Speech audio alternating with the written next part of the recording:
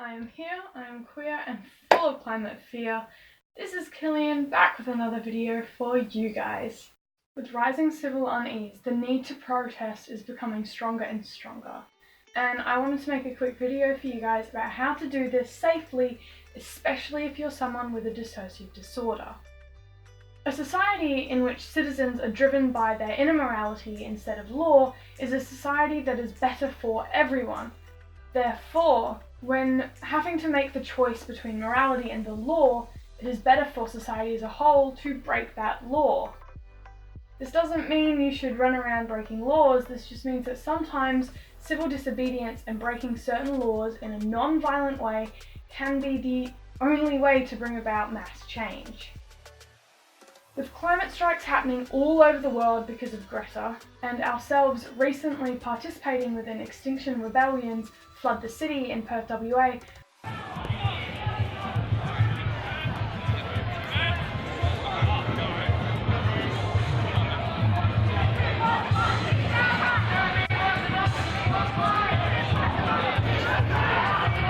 we thought it would be really good to give you guys some tips and tricks on how to stay safe whilst protesting. We will be using some footage we took of the event in Perth the other day, so we apologise for the audio and some of that footage. It will be very shaky and probably of a very low quality because things did get a little bit hectic.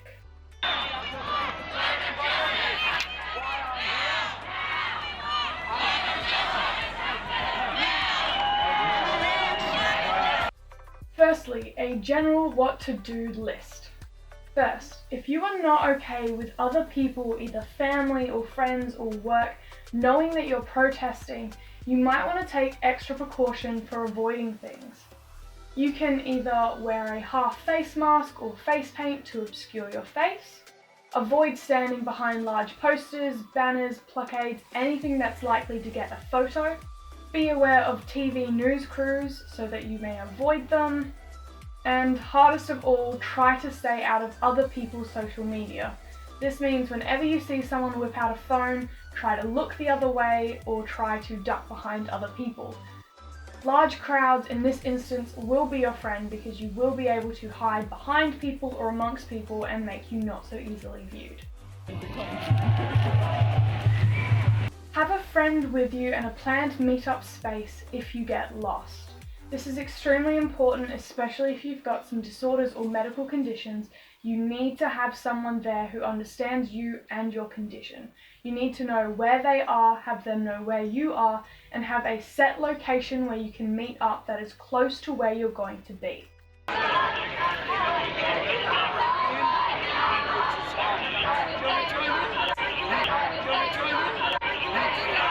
If you are protesting in a mass organised rally, it is important that you go and try to find the leader of that rally, if there is one, and try to get all the necessary information from them. This could include where you're marching to, where you're marching from, what time things are supposed to be happening, if there's likely to be any police interference, and even what that police interference may be. One that is a bit more specific for people with dissociative disorders, make sure to write on your body in Sharpie where you are, what you're doing, and all of the important information, so if another personality comes out and they're not aware of what's happening, they can look at an arm or your leg and see exactly what's going on. What to wear? You should always wear comfortable shoes that you're able to run in. You don't know if anything's going to turn sour, you don't know if you're going to be having to run away from things or people or even the police, so you have to make sure that you're wearing comfortable shoes. Even if you don't end up having to run away from anything, you're normally standing or walking for long periods of times and you don't want to have to get blisters. If you're protesting somewhere where it's likely to get violent, you might want to wear clothes that cover most of your skin. This is a great tactic if pepper spray is going to be used. You try to limit as much contact with the skin that chemicals can have. This is always still a good plan if you're going to be anywhere in the sun. You don't want to be getting sunburnt in case you forget something like sunscreen or there's little to no shade. Again, if it's likely that there's going to be chemicals used against you by police, it's important to have something to cover your face that you can put with water, lemon juice, or even vinegar to try and stop inhaling dangerous chemicals. It's important to have something that can cover your face to make sure none of the chemicals that may be being sprayed doesn't get into your lungs, because it can cause serious damage. Again, if it's likely to go downhill, it's a very good idea to have fresh clothes in a plastic bag with you, something that's light and easy to change into. This is still a good idea if you don't want anyone to know that you've been rallying and you're wearing a rally shirt, or it's likely to get paint or like powdered dyes or anything on it. Or even if you're supposed to go to work or school afterwards and you don't want to be covered in sweat.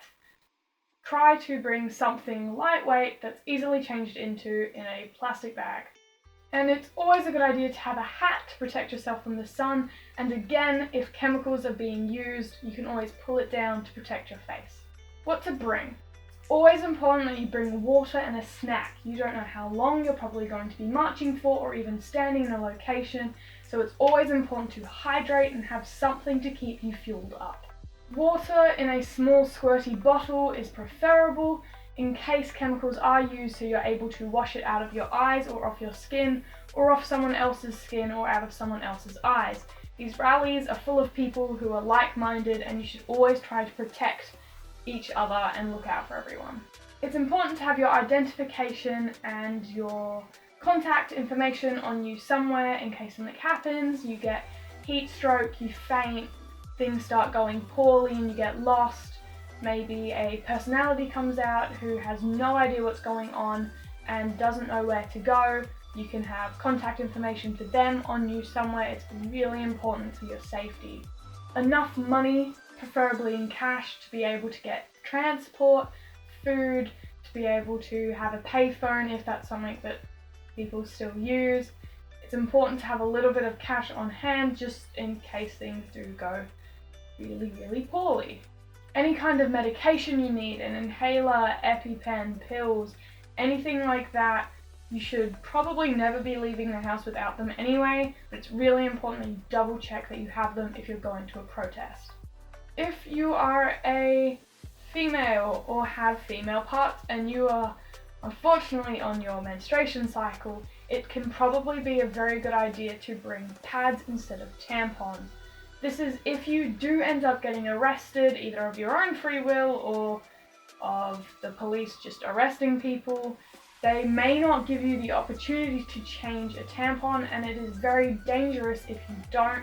You can suffer from toxic shock and it is nasty. So that might be something you have to think about. Menstrual pads, not tampons.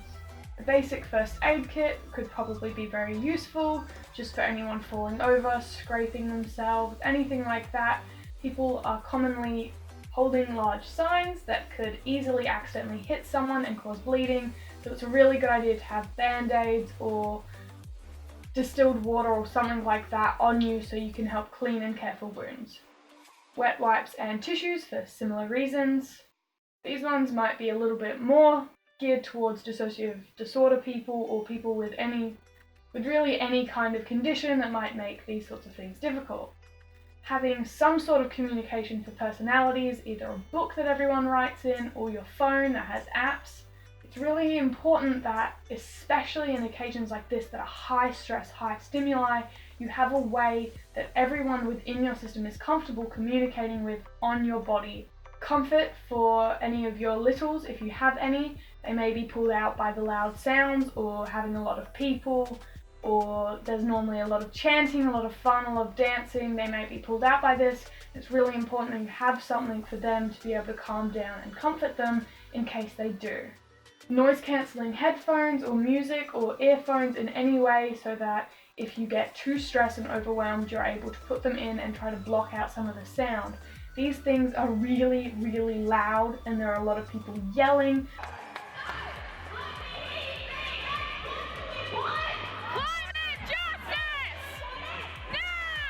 There are a lot of people playing loud music from speakers, and it can get very overwhelming very quickly.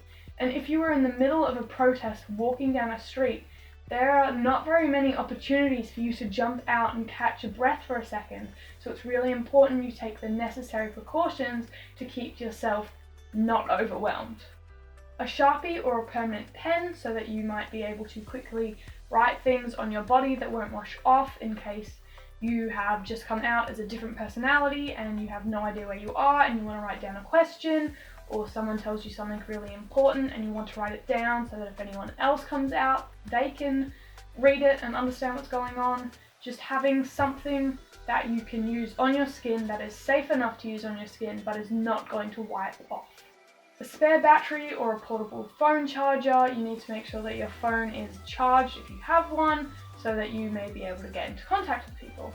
And especially if you are willing to be arrested or going to be doing civil disobedience rather than just protesting, it's really important to have some sort of documentation of your disorder, either an outline diagnosis or a paragraph explaining things, so that if you are arrested, you may give them to the authorities so that you are treated in a fair and just manner.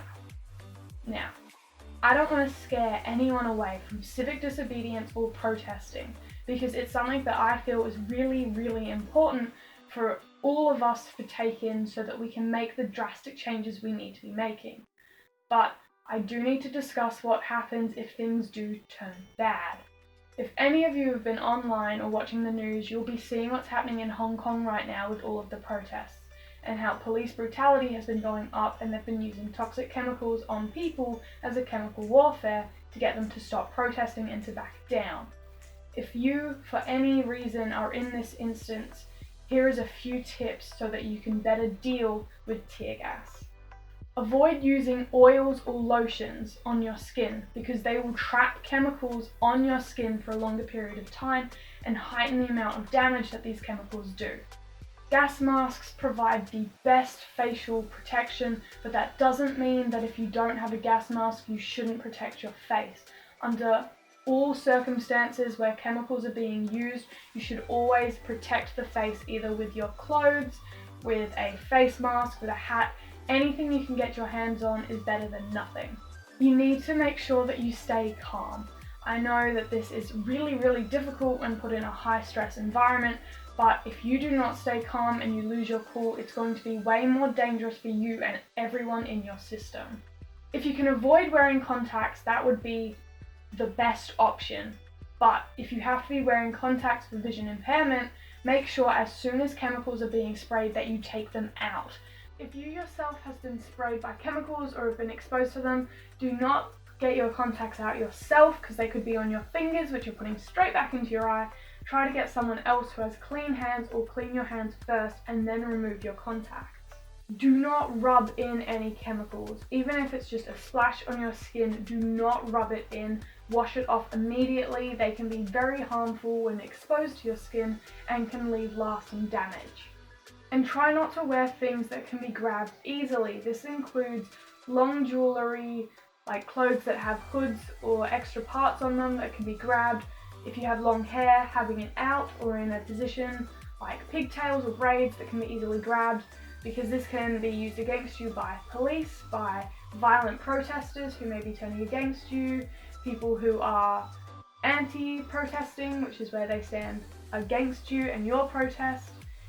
It's always best to be wearing tight-fitting clothes if you're comfortable with it, and making sure that your hair is away safely and that nothing that you have can be grabbed or used to pull you towards someone. If you are participating in civil disobedience like we were when we were at Extinction Rebellion rally, and you have the likelihood of being arrested, there are a few things that it's really important that you know. You have to know your rights. This varies from place to place, country to country, even within Australia from state to state. Here I will list some WA or Western Australian laws that I know that I had to abide by and be aware of, but you need to make sure that you do the research for your own region and make sure that you know them really, really well, because this can be the difference between you being treated well and not so well. If you are questioned by police in WA, remain calm and peaceful and respectful. You need to be aware that the police are doing their job. They are trying to make sure everyone is safe, and without police, the whole idea of civil disobedience and trying to be arrested for these things doesn't work. We need the police just as much as we need everyone's support. In order to take down your personal information, the police have to have reason to believe or suspicion to believe that you are committing an offence, about to commit an offence, or have knowledge about an offence being committed. You are only required to give your name, address, and date of birth. If asked for any other information, it is your right to say no comment and to say nothing else. Anything you can say will be used against you in court, so it's better just to say nothing at all. You have the right to ask if you are under arrest, and if they say no, you can walk away. The police cannot hold you against your will unless they are actually actively arresting you. Now, if you are being arrested, you can ask why and if you are being arrested. It is your right to know this knowledge. If you are not being arrested, you have the right to walk away and find safety. In these types of situations, there are normally people walking around with coloured vests on that you can go to for support. You have the right to ask an officer for his details, his rank, his name, and his station. You are legally allowed to contact a lawyer, family, or friend, or legal support team. Normally, if you are part of an organised rally and the likelihood of being arrested is high, and you are putting yourself up in that position and willing to be arrested, someone from the rally will write a phone number on your arm, and that is the number you should call. It is normally a legal support service that is chosen by them because they are specialists or know what they're doing in these sorts of situations. If you are Aboriginal or of Aboriginal descent, it is your right to have custody notification services activated, so that Aboriginal legal services will be notified of your arrest. Again, if you are rallying or protesting or committing civil disobedience with a large group of organised protesters, it is likely that they will give you a number and also give you cards on what to do if or when you are arrested. These cards can have all of your rights on them and detail exactly what they want you to do to stay safe. It is really important that you have phone numbers written physically on your body, because if you are arrested and your possessions are taken away, you will not be allowed to have your phone back even to look up numbers. That's why it's important to have a Sharpie or a permanent pen on you so you're able to write down important numbers on your skin where it cannot wash off. If you want to participate in this sort of thing, it is really important to know the consequences of your actions. You cannot do this sort of thing if you are not 18 or in your country's legal age of adulthood, because it has to be your conscious decision to put yourself in this kind of danger. Under new laws, protesting in Australia is becoming more and more dangerous, facing arrest, warnings, fines, or even imprisonment. Everything at the moment is becoming a little bit more. It is the individual's choice whether they want to put themselves up in this position or not, to be able to give away some of your freedom to try and better a cause. No one should be allowed to or try to push you into this decision. If you are feeling that a certain group of people or a certain person is trying to push you into this decision, leave. It is not safe for you to be there. They should not be trying to get you to do this thing. It is a very important thing that you know exactly what you are doing and why you are doing it. If you are a part of a system and really want to join a revolutionary movement who use civil disobedience and break laws as part of their protesting tactics, it's extremely important that you communicate this to the rest of your system. No part of a system has any more importance than another, and your views should not go unheard. But this is a very dangerous thing to be doing, especially for people with dissociative disorders. Not all of the parts of your system are likely to be willing to put themselves in this much harm. It needs to be clearly communicated how far you are willing to go and how far you as a system are willing to go.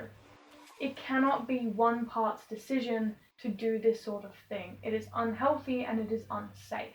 It needs to be a joint decision because the consequences of these actions can affect everyone for an extended period of time, even after the protests and rallies have stopped. This sort of activity should never be a spur-of-the-moment thing, even for people who have a fully integrated personality who don't have to struggle with different parts of themselves. This should always be well thought out because the consequences can be quite severe. With the rising urgency of change needed in both the political and environmental climate, Me and my system have decided that we are willing to do this sort of activity to try and enact change. We had to come to this decision as a group because of the consequences and how it can change all of our lives. It is something that we had to discuss for an extremely long time to be able to be comfortable with the decision to move forward. If you are a part of a system and you really want to join one of these movements, but your system isn't happy with you being arrested for this type of thing, then you really should be looking into other roles that you can do for support.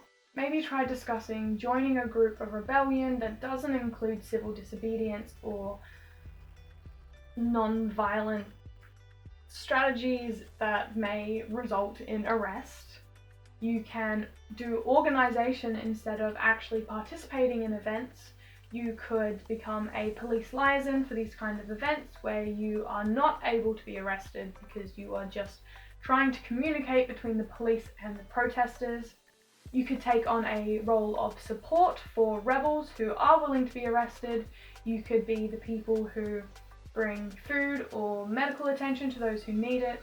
There are so many other roles that you can take in protests that don't involve being arrested. Even if the world is crumbling around us, it is our personal responsibility as parts of a system to care and look after our system as a whole and every single part of that system. It cannot be just one person's choice to do this. You have to come to the consensus as a whole. I really hope that this video can help a lot of you get into protesting. If you guys want to know more about Extinction Rebellion, where I was protesting the other day, I will put links in the description below. All of the research that we did for this video, we looked up some lists and stuff to try and round out our knowledge, will also be linked in the description. And we really hope that a lot of you decide to take up action and start going to marches and rallies and maybe even starting to do some civil disobedience in ways that are safe and non-violent. This has been Killian from the Silas system. I hope you keep your health bar high and your insanity bar low, and I will see you in the next video.